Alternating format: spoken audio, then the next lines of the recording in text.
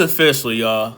Jaron Boots Ennis is ducking all the smoke at his new weight class of 154 pounds. This man don't want to fight no tough competition for his first fight. I mean, like, not even medium type tough competition. Like, this dude is literally trying to bring up an 147 pounder to 154 for his first fight. One of the opponents that Boots is looking to fight is Rashidi Ellis. Rashidi Ellis fights at 147 pounds. He's trying to bring this man up to 154 as a tune-up, bruh. This is disgusting, bruh. Another opponent is Charles Conwell, Josh Kelly, and Andreas. I don't even know how to say his last name. Andreas Katzaraskis, well, however the fuck you say that shit. Boots, man, I'm disappointed in you, bruh. You my favorite fighter, but I'm extremely disappointed in you, bruh. Like, this is nasty, bro. This is nasty. Like, I can't believe this is the same guy that was calling out Terrence Bud Crawford.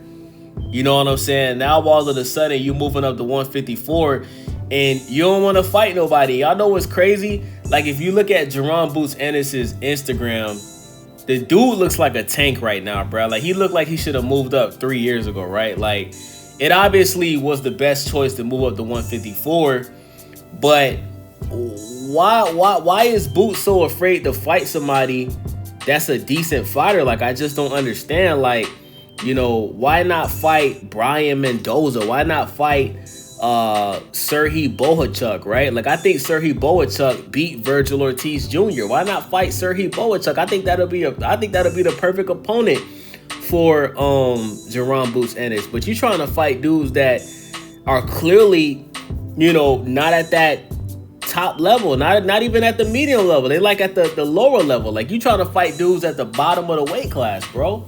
That's nasty work. That is nasty work, bro. I'm extremely disappointed in Jaron Boots Ennis, bro. Like, I can't believe he's doing this, bro. I can't believe Boots is doing this, bro. And I'm gonna be honest with y'all, man. Don't be surprised if when Boots does eventually have his first fight at 154, don't be surprised if he don't look like his normal self, he goes back down to 147. Because it's obvious he's scared to fight at 150. Let's just call it what it is. Boots, he's scared to fight at 154, bro. We already know 154. This weight class got all the sharks right now. Let's just call it what it is, man. They got Sebastian Fundora. They got Virgil. You know what I'm saying?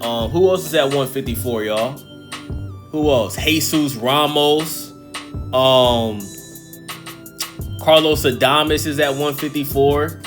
You dig what I'm saying? Like this is the weight class of the sharks, man. Wait, is Carlos Adames at 154? Am I tripping, y'all? Am I tripping? Is Carlos Adames, is he 160 or 160? Oh, he's 160. He was at 160. My bad, y'all. Excuse me. Carlos Adames is not at 154. But I mean, even Israel Majamov would be a good first fight for Jaron Ennis at 154. I'm just not understanding what's going on, man. I'm not understanding what's going on, bro. Now, I know Israel Majamov is on a 2-fight losing streak, but still, you know, you beat the guy that Virgil beat, that many people think Terrence Crawford lost to. That's a statement. These dudes that Boots is trying to fight, these aren't statement fights, bro.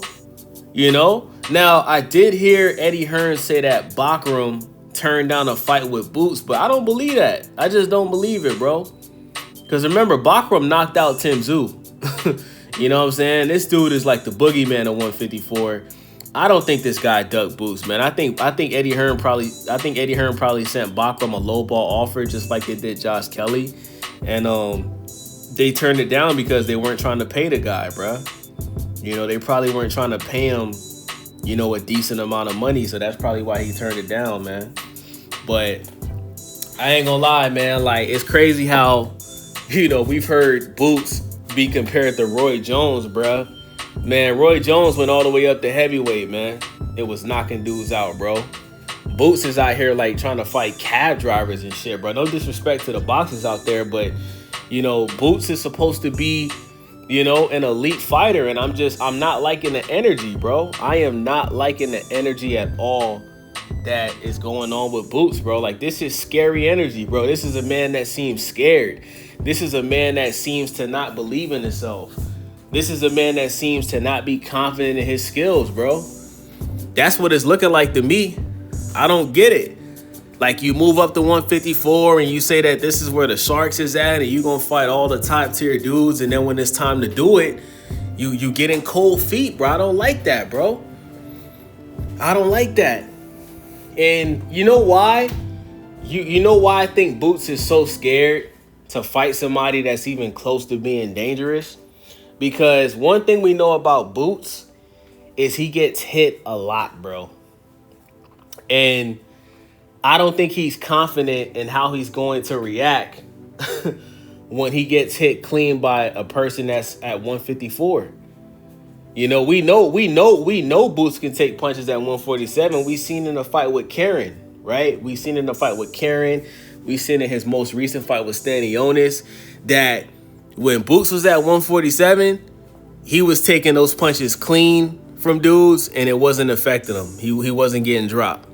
But now that you're moving up to a new weight class, you know what I'm saying? If you get hit clean by a guy like Majimov, Jesus Ramos, Virgil, Bakram, Serhii Boachuk, are you going to get dropped? You know what I'm saying? Are you going to be able to handle that power?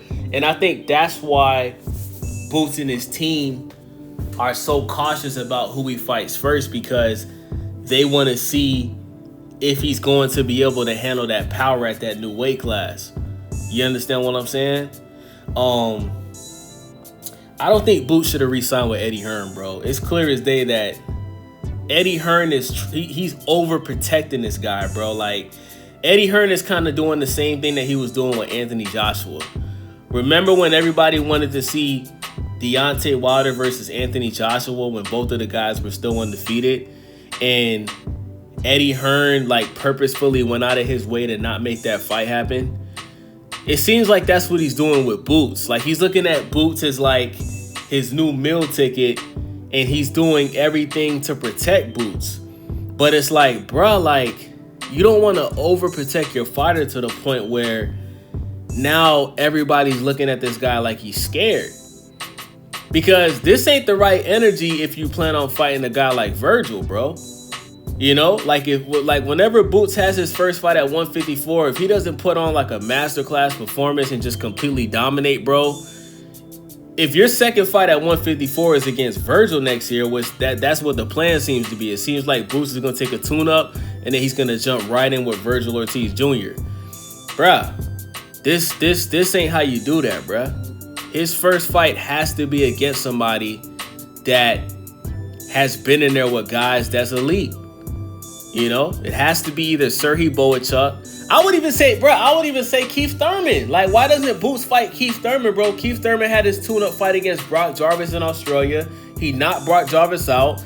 Keith Thurman is still a big name in the sport of boxing, bro. That'll be a huge fight. Why aren't we hearing Boots, you know, negotiating a fight with Keith Thurman? You know, that fight sells itself. Keith Thurman's going to come in there talking shit. Obviously, he's more experienced than Boots. Keith Thurman is 36, 37 years old. His resume is tremendous. The only guy that he's lost to was Manny Pacquiao. He lost by split decision.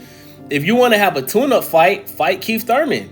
Keith Thurman has only had one fight at 154. I think that'll be a perfect first fight for Boots. You understand what I'm saying? But yeah, man, Boots is scared, bro. He's scared. His team is scared. And Boots don't believe in himself the way that his fans like myself do, man. And it's sad, man. Let me know what you guys think about this. It's your boy Wavy. Stay Wavy TV. Make sure y'all subscribe, thumbs up the video, leave a comment. I'm out.